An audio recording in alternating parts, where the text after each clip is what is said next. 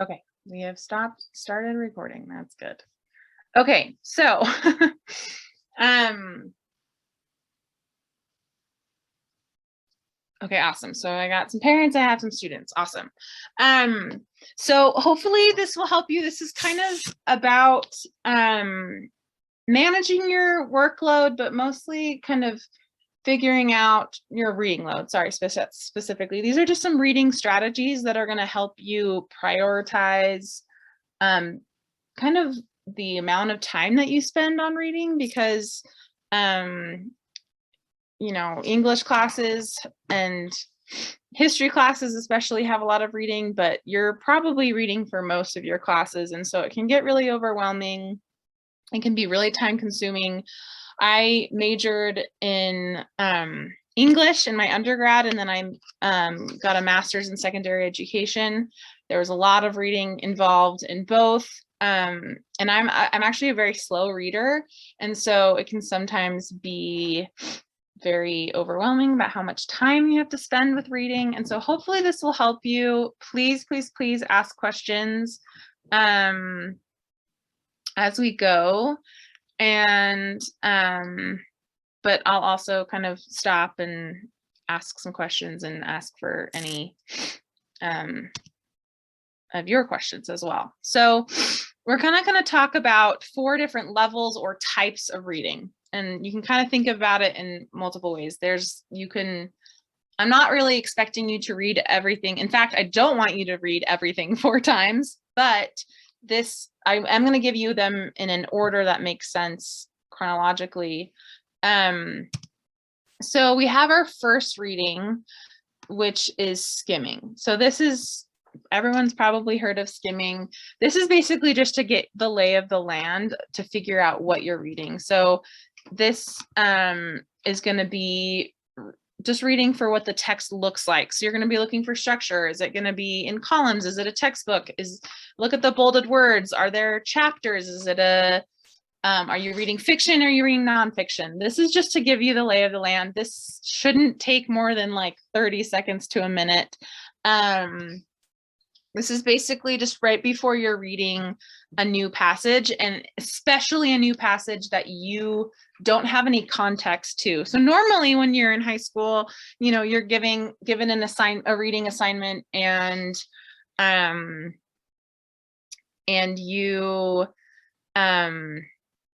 you know what you're reading, right? Like your teacher tells you, like, hey, you're going to read a short story today. It's fiction, blah, blah, blah. And so you kind of already know the lay of the land, so to speak. You already know what you're looking for. You have expectations. But skimming is especially helpful when you are taking an SAT test or any kind of reading test that just they give you a blurb and you have no idea what it is.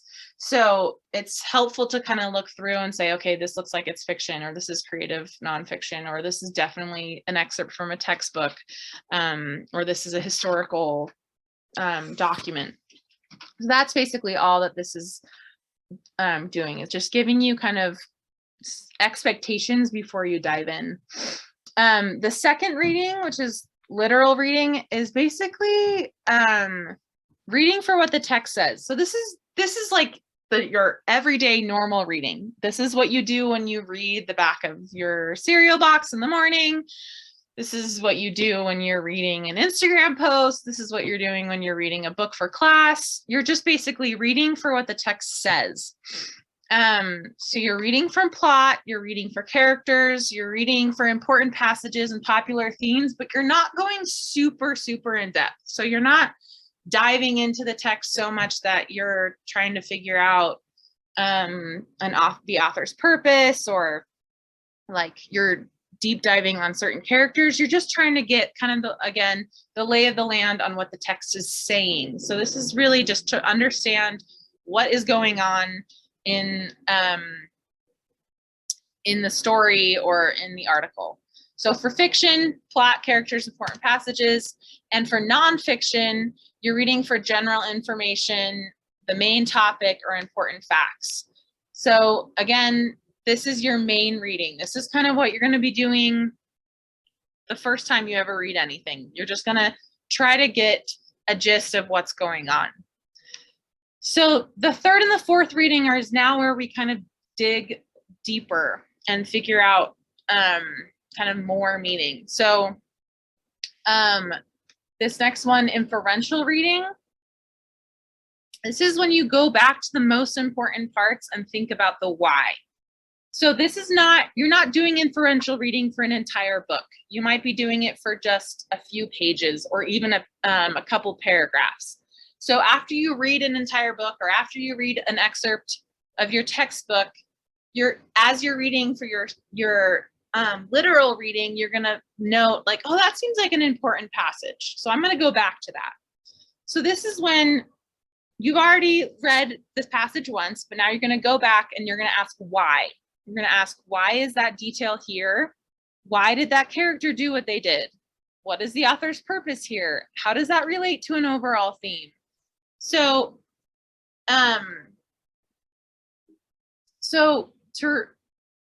here you're kind of digging a little bit deeper.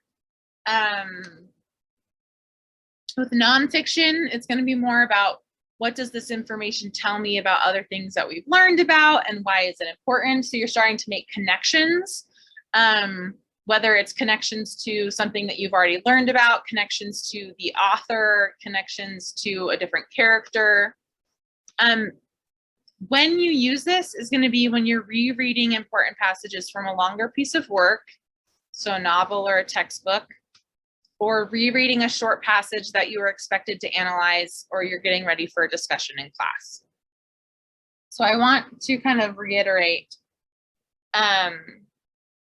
this is important because instead of trying to do all of this at once, instead of trying to read a novel and understand all of the themes and all of the character development and all of the plot all at once, this gives you a chance to kind of learn, be an expert of certain parts of a book or certain parts of a textbook or certain parts of an article.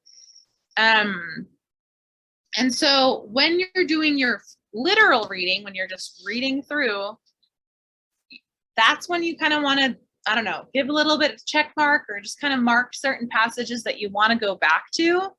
And so instead of feeling overwhelmed that you have to know everything that's going on in every single chapter, you have noted, oh, this just seems like an important part of this book. Let's go back to it and just learn more about it and have more to say about it. This is going to help you get ready for class and get ready for discussion, and also just have a better understanding of what's going on in a text. And I think also this kind of hopefully takes off the pressure to figure out everything all at once, which I kind of already said. But then we have the last reading, the fourth reading, which is reflection. This is going to be even smaller pieces of text. So this is going to be like just a paragraph or, just a small portion of an article. And this is when you start focusing on how the author has written this book and how it connects to a broader context. So to remind you, first reading was just to see what the text looks like. The second reading is just to see what the text is saying. The third reading is asking why. And then the fourth reading is asking how the author has written this text. You are not going to use this in a lot of instances. This is going to be a very specific thing that you're going to look for mostly in your English classes when you're talking about rhetoric, when you're talking about literary devices. So this is what you would maybe call close reading. So this is when you're like annotating the heck out of it. You're thinking, okay, why did the author use this specific word in this specific instance? What does that say about the character of this specific word? What does it say about the author's choice to talk about this right now at this very moment? Why is this literary device there? Why is he using this simile? Why is she using this metaphor? And just kind of thinking about broader connections of, okay, what is this saying about the world in general? What is this saying about bigger ideas? You can use this in nonfiction. This is thinking about why this is important to know, who should be learning this information, should it be shared, is it credible? So this is more if you would use this for nonfiction if you're doing research. And you're kind of making sure, okay, is this a credible source? Should I actually be using it for my research paper or whatever I'm researching for? Is this something that is like, is it applicable to other things that I'm doing in this other class or that someone else is doing? So again, when you're using this is when you're rereading smaller passages of a novel or a poem, or when getting ready to write an essay. And so this is kind of, I think this essay piece is probably the most important here, is when you're getting ready to write an essay, you need to go back to your reading. You are not expected by any teacher in the world to be able to write a paper on something that you've read once. And so, I mean, obviously you don't have to reread the whole book, but it's important to reread certain passages once or twice, 3 times. And this is kind of when it's going to really help you get enough information to talk about a piece of work, a piece of reading in an actual essay, especially if it's, I mean, the bigger the essay, the more information that you need from a text. Okay, so before we go to annotations, I wish that this, okay. So we have skimming, which is looking at what the text looks like. We have literal reading, which is what the text says. We have inferential, which is asking why, and digging deeper into themes and important passages. And then we have reflection, which asks how is this put together, who put this together, why do they make these certain decisions. So now we're gonna shift and kind of talk about annotations, but before we do that, I just spit out a ton of information. So I just want to give everyone a chance to ask any questions if they have them. So please either unmute yourself or just write in the chat real quick if you have any questions.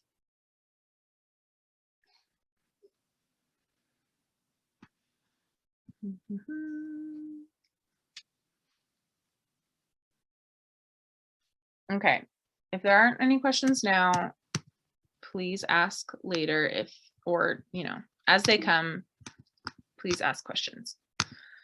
So we're going to go over these again, but kind of in the context of annotations. So annotations are pretty much anything that you are going to write, whether it's on a piece of, on the actual book, or if you are renting a book, or if it's the high school's book or whatever, you can always annotate with Post-it notes. And I highly, highly, highly, highly, highly recommend annotating. And I will tell you why in a second, but in the chat, if you could just give me some ideas of why you might want to annotate while you're reading.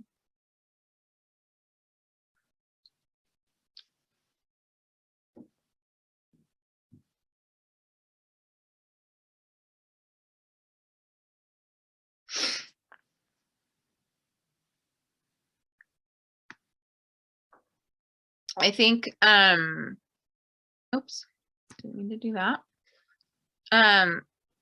Okay, great. Remembering an interesting thought and quickly finding it again. Yes, I cannot reiterate the finding it again, because when you're reading in school, you are almost always reading something that is going to be on a test or in an essay, or it's going to be applicable somehow, whether it's a discussion the next day in class.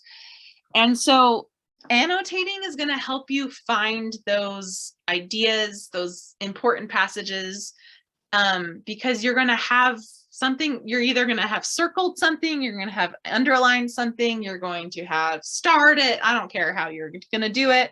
You're going to bookmark it.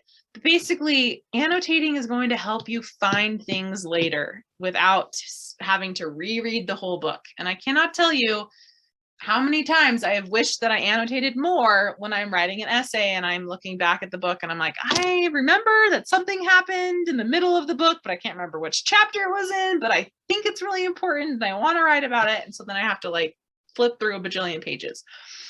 So if anything, annotating is just going to help you find things that you need later on. It also helps with reading comprehension, actually. When you're annotating, you are engaging with the text a little, like just by within one more level instead of just reading something and thinking it in your brain.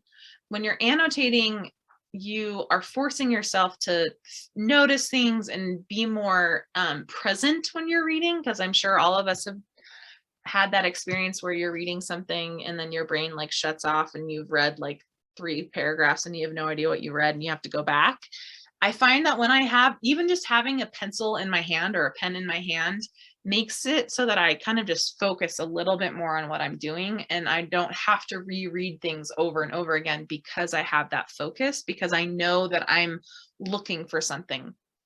Now, of course, it's not always obvious what we are looking for, and so I kind of want to talk about what types of annotations we can write about as we read, because I have a lot of times students will ask me, like they'll show me their book and they're like, is this enough? And it's not really about quantity as it is about quality. Yes, if you are, expected to write a very long paper on a book, then the more annotations the better, because that usually means that you're going to, again, have more material to work with once you're done with the book and you're starting to write your essay. But I'm more worried about the quality than the quantity. And I do know that some teachers actually have certain like requirements for how many annotations you have. So this will also give you help to kind of figure out what you should be looking for. So when you're doing the first and second readings, AKA this skimming, and then your normal reading where you're reading for what the text is saying, these are some of the things that you can annotate. Questions, any question that you have, either if you're confused about something or you think of a potential discussion question. A lot of teachers will have like Socratic seminars, or just, there's always some kind of discussion going on in English class or in history class. So these can be questions that you can ask in class and get an answer. This also might just be a question you're like, why is this character doing this right now? And you might actually find out later on. But that's kind of what helps with comprehension, because as you're asking questions about the text, then you start looking for the answers and you start finding those answers because you're looking for them. If you weren't asking that question in the first place, then you might not ever notice why a character does a certain thing. But if you had asked that question, then you're going to be looking for it, and it'll help you comprehend a little bit better. You can also annotate your impressions and reactions. What surprises you, what is boring to you, what excites you. This is actually a lot more important than maybe we sometimes think, because often the author is trying to get some kind of reaction out of us. And so if we have a certain reaction, then maybe later on we look back and say, hey, I felt really angry in this one section. Like, what did the author do to make me so angry? And maybe that's actually something that you can write about in an essay. Or it kind of just puts you kind of in the shoes of an author to try to figure out, okay, what words did they use, or what character development happened that made me so angry at this particular character? And if it's boring, then you can kind of start asking questions like, why is this book boring? Why don't I like this book? You can kind of start figuring out, oh, maybe it's actually the sentence structure. Like sometimes I have a hard time when books have just like the longest sentences in the entire world, because then I have a hard time paying attention because I lose my train of thought. And so that helps me kind of start to understand an author's patterns, and that can kind of help me again figure out what's going on later on because I'm expecting a certain pattern. Connections, any connections that you have, write them down. Does this remind you of something in your life or something that you've read, or is something that's happening in the world right now? Is this, especially like with history, you want to make connections all the time to what's happening in current events, and maybe, you know, patterns you've seen that have happened in throughout history. Like those are really important connections to make. And then you can just, you know, circle or underline, or I usually just do like a box or something on standout passages. Mark what you find is most important or seems to be related to a major theme, character development, or main topic. If you're confused about what major themes there are, I always just like, when I go into, especially this happened to me in college all the time, I'd read an article or I'd read a few chapters of a book and I'd have no idea what it was saying. I was just like, I'm so confused. I have no idea what's going on. And then I go into class, and based on the questions that my professor started asking me, I started kind of figuring out a little bit more what was going on. And then we'd have discussion and I'd figure out more. And so then the next day I would read something and I'd mark passages. Oh, whoops, sorry. I'd mark passages that kind of connected to whatever we had talked about in class, because then at least I can kind of hold on to whatever we talked about in class, because then I can start seeing that theme play out, and then maybe I'll find more themes on my own. But use whatever you talk about in class to your advantage, and that will help with comprehension, and that will help you kind of participate in class more, and again, prepare you for essays and tests. And then the last is, I highly recommend this for reading comprehension. If you're having a hard time understanding a certain passage or an article, write down a mini summary of whatever you read. This again forces you to engage with the text more intently, and helps you kind of break down sentence by sentence, like what is this person saying? And this will help you, again, if you totally understand the first paragraph of an article, that's going to totally help you understand the rest of the article. So if you start reading something and you're just like, whoa, I have no idea how this is, like, what to do, this is very confusing, go back, take a second and do a little mini summary. Basically read it again and read it slow, and then write out a summary. This is also going to help tremendously when you are studying for tests or getting ready for an essay, because if you're studying for a test and you have like little summaries after every chapter in a textbook, then you don't have to reread the whole textbook ever again. You can just reread your summary of every other page or whatever that you've decided to do. So this is also very helpful for studying. Oh, dang it, I keep doing that.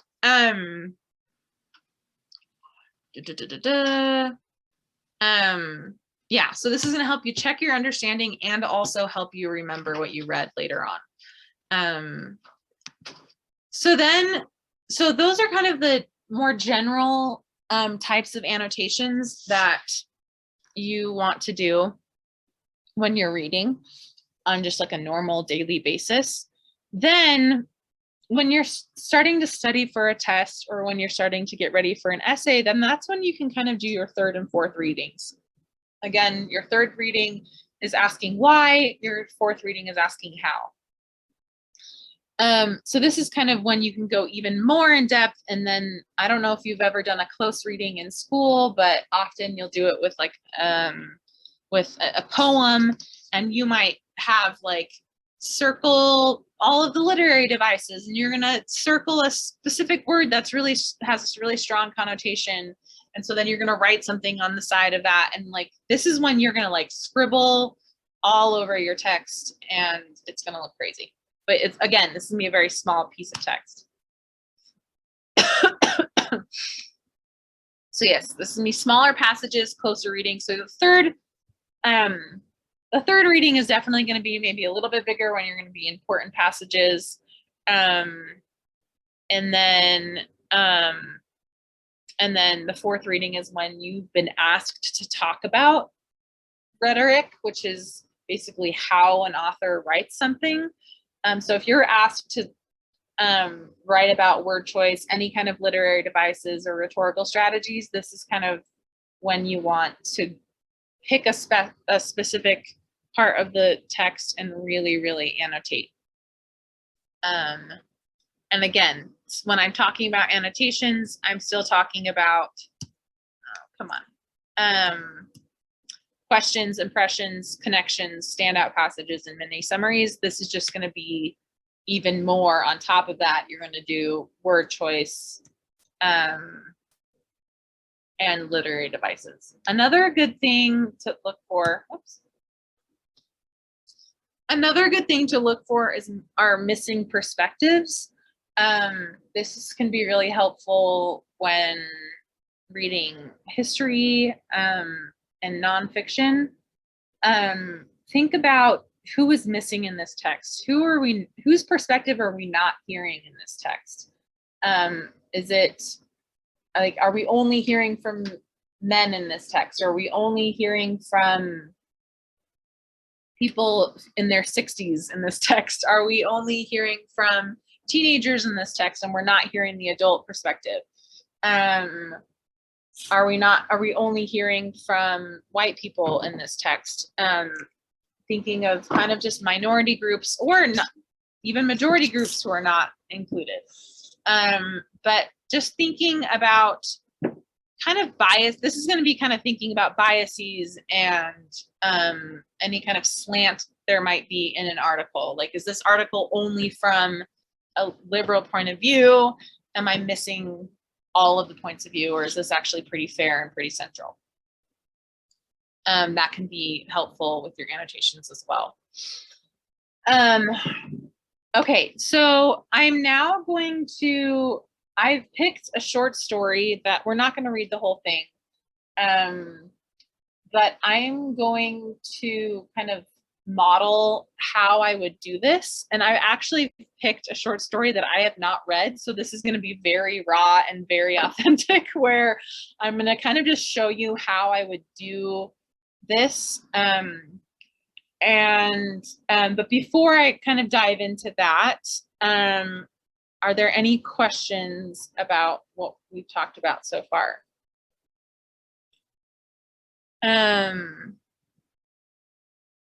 Okay, I'm glad. Okay, someone asked, sometimes they have time limits for reading passages. And so what's the advice for shortening these steps or picking out important details faster? That's a very good question, and I want to give a very good answer. So let me think for a second. I mean, my first reaction is, the more you practice this in your normal reading, the better you're going to get at it when you're doing quick reading. But I actually think that my advice is kind of, so the what's it called? The skimming, the first reading, that's just to help you kind of get your bearings. That's actually probably more helpful in fast. Sorry. When you normally have a limit for reading passages, it's normally for a test. And so it's normally something that you've never seen before. And so just looking at it and making sure that you understand the context of what this is coming from. So skimming can also be part of like figuring out what the prompt is or what the question is, and then figuring out, what is this passage about? If there's like a little summary at the top or something like that, that can really help you just like ground you and figure out what you're about to dive into. And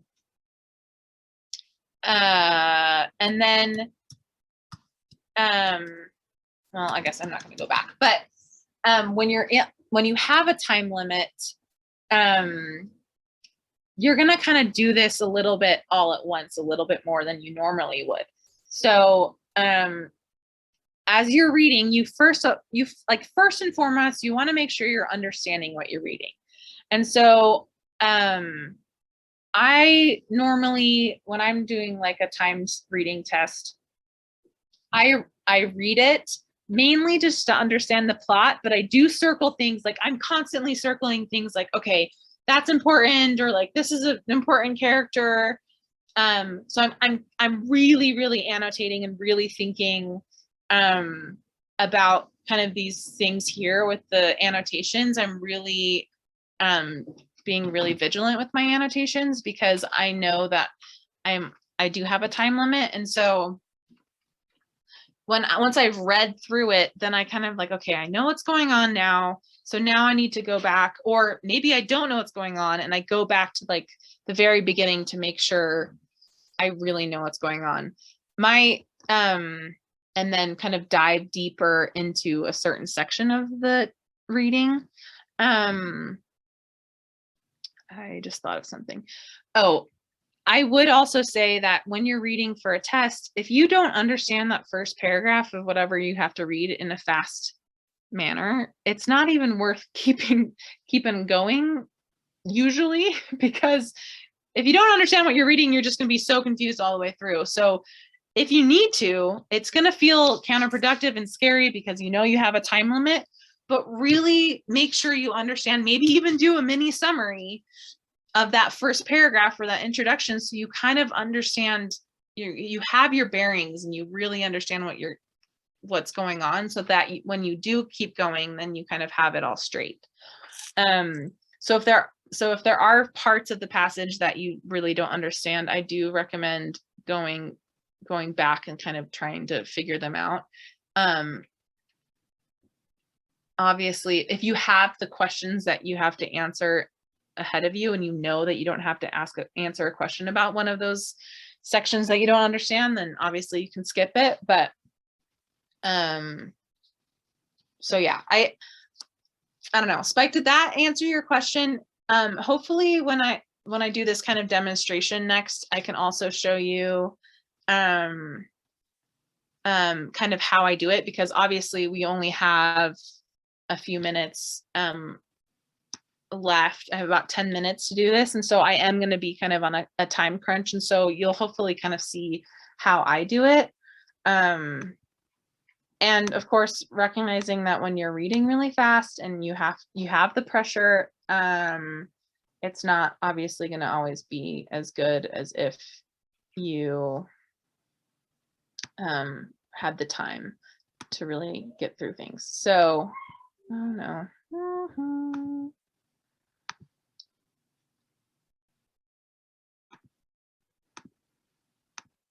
Okay.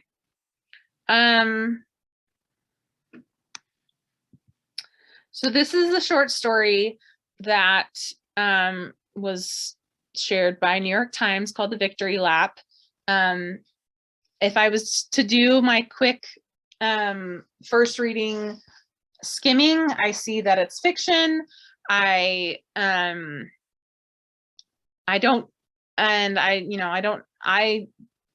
that it was written in 2009, so I know that it's a fairly recent story. And that's kind of, for fiction, there's not a ton. Like if I was looking for like an article, I would maybe go through like all the headings or whatever is bolded or something like that. I mean, if I'm just looking through it real quick, I see that there's a lot of dialogue, or at least a lot of short paragraphs, which is kind of interesting. And so that's kind of all I would do for a skimming in this section. So now I'm just going to read a little bit, and I'm going to annotate as I go. And again, I have never read this, and so this is going to be, pretty raw, and, bear with me. But I wanted to do that on purpose so that you could kind of see what I do and how my brain works when I'm doing it. You don't have to do it the exact same way as I do, but I do want to kind of give you just some kind of example of how you would do this. So 3 days shy of her 15th birthday, Allison Pope paused at the top of the stairs. Say the staircase was marble. Say she descended and all heads turned. Where was special one? Approaching now, bowing slightly, he exclaimed, how can so much grace be contained in one small package? Okay, I'm just going to stop for a second because I'm already kind of, so I know I've noticed that it's kind of an interesting writing style. I have like, say the staircase is marble, say she descended and all heads turned. So I'm kind of not sure what's going on here, but I feel like there's a very different narrative structure. I have no idea what the special one means. I'm kind of confused about that. So I'm just going to do a little question mark. I'm assuming I'm going to know more. I recognize that this is fiction, and often with fiction, we just kind of dive straight into a story and we kind of have to figure it out as we go. Okay, approaching now, bowing slightly, he exclaimed, how can so much grace be contained in one small package? Oops. Had he said small package and just stood there? Broad prince-like face, totally bland of expression? Poor thing. Sorry, no way. Down he went. He was definitely not special one. Again, not sure what this is. Oops. Question mark. That doesn't look like a question mark. And because time crunch and also just thinking about the fourth one, I'm already noticing that there's a lot of questions, rhetorical questions. And like, had he said small package, we have no idea who he is, right? All we know so far is Allison on the 3 days before her 15th birthday. What about this guy behind Mr. Small Package, standing near the home entertainment center, with a thick neck of farmer integrity, yet tender, ample lips, who, placing one hand on the small of her back, whispered, dreadfully sorry you had to endure that bit about the small package just now. Let us go stand on the moon, or in the moonlight. Okay, so now I'm starting to see that we have another guy and they're kind of vying for their attention. So we have Mr. Small Package and then we have Mr. Farmer Integrity. Had he said, let us go stand on the moon? If so, she would have to be like, eyebrows up. And if no rice acknowledgement was forthcoming, be like, I am not exactly dressed for standing on the moon, which as I understand is super cold. So I'm starting to see a pattern. Here we have Mr. Small Package kind of talking to himself and asking questions to himself. And then here we have Mr. Farmer Integrity kind of making, asking questions to himself and kind of backtracking. So I'm just getting a sense of nervous boys. Okay, come on, guys. She couldn't keep treading gracefully on this marble staircase in her mind forever. That dear old white hair and the tiara was getting all like, why are those supposed princes making that darling girl march in place and ad nausea? Plus, she had a recital tonight and had to go fetch her tights from the dryer. Ye gads, one found oneself still standing at the top of the stairs. Do the thing where, facing upstairs, hand on railing, you hop down the stairs one at a time, which was getting a lot harder lately due to someone's feet were getting longer every day, seemed like. Padasha, shanjma, shanjma, which I know because I did a lot of ballet in my youth, are ballet moves.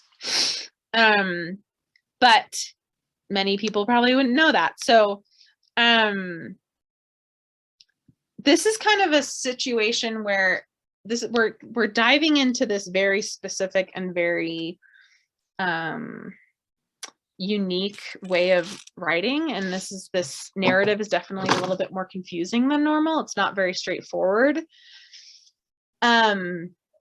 Because I already noticed that it's not very straightforward, I recognize that I'm not going to have all the answers with this first page. So this is actually a situation where I wouldn't actually really go back and reread it, because I'm pretty sure my gut is telling me I'm going to learn more in the next few pages.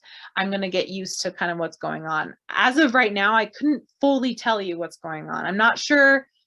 Is this happening in her mind? Because it says she can't gracefully stand on this marble case in her mind forever. So I'm not even sure if this is really happening, if this is just going on in her mind.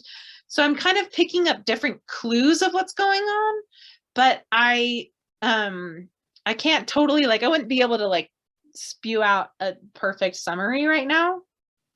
But my gut feeling as a reader is, because I'm noticing all of these kind of patterns, I recognize that this is a very distinct way of writing. And so I'm not going to like panic quite yet. As I go, if I like read, 2 or 3 more pages and I still don't know what's going on, then maybe I need to go back. But that's kind of my rule of thumb, is like, if I'm at the very beginning of a thing and I'm not quite sure what's going on, I give myself a little bit more to go before I start panicking and turn around and reread. Oops. Okay. Hop over thin metal thingy separating hallway tile from living room rug. Curtsy to self and entry mirror. Come on, Mom, get here. We do not wish to be castigated by Mrs. Kahlo again in the wings. Although actually she loved Miss C, so strict. Also loved the girls in class and the girls from school. Loved them. Everyone was so nice. Plus the boys at her school. Plus the teachers at her school. All of them were doing their best. Actually, she loved her whole town. That adorable grocer spraying his lettuce. Pastor Carol with her large, comfortable butt. The chubby postman gesticulating with his padded envelopes. It had once been a mill town. Wasn't that crazy? What did that even mean? Okay, so I feel like this is important because it tells us about Allison, and pretend that says Allison because it's very hard to write with my computer. So I'm going to I feel like this is an important passage to show who Allison is. I also noticed so that's kind of a second reading annotation. A third and fourth reading annotation, I would go back and say, oh, I'm interested in how this is being told. And if you notice, these are all not like really short sentences, and some of them aren't even full sentences. So this is kind of very informal, which I don't know if I'll be able to write, but I would probably write like something about informal. And then if I was going in with the fourth reading, I probably would circle certain words that show that it's informal, like starting a sentence with also, starting a sentence with and, having a sentence that is just loved them, right? That's kind of my fourth reading. I'm really going in and saying, okay, I've noticed that this is an informal speech, and so now I'm going to figure out why it's informal. Okay, so I'm going to pause there. Any questions?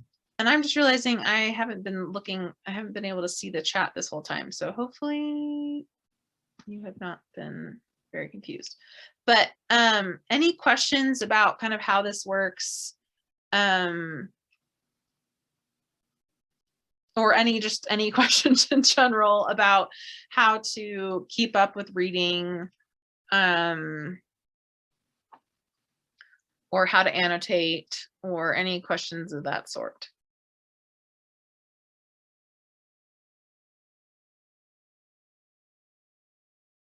I do want to address real quick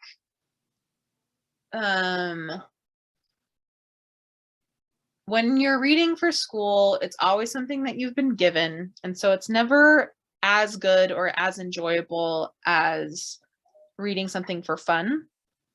I didn't read for fun all of college because I didn't have time, because I was constantly reading for school. And I like forgot how to do it for a while. It took me a while to like get back into reading once I graduated, because I was just so used to having something assigned to me. And so I recognize that sometimes part of the reason why it's so hard to get through reading homework is just motivation, because you might not even like reading in general, or you like reading, but you don't like reading nonfiction, or vice versa. And so I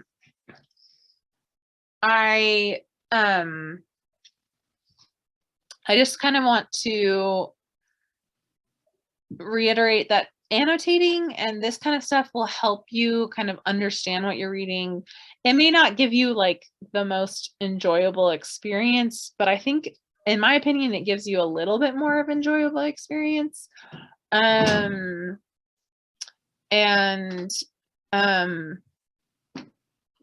it helps you kind of find things. I think annotating really helps you find the things that you do like about something that you're reading. So even if you might not be enjoying the entire thing, if you may start making connections with your own life, I think that can make it more entertaining and more enjoyable. Okay, it is 8 o'clock. So thank you for coming. And again, I apologize for the rough start, but we made it through. And if you have any more questions, please ask in the chat or just unmute yourself. Otherwise, have a wonderful night.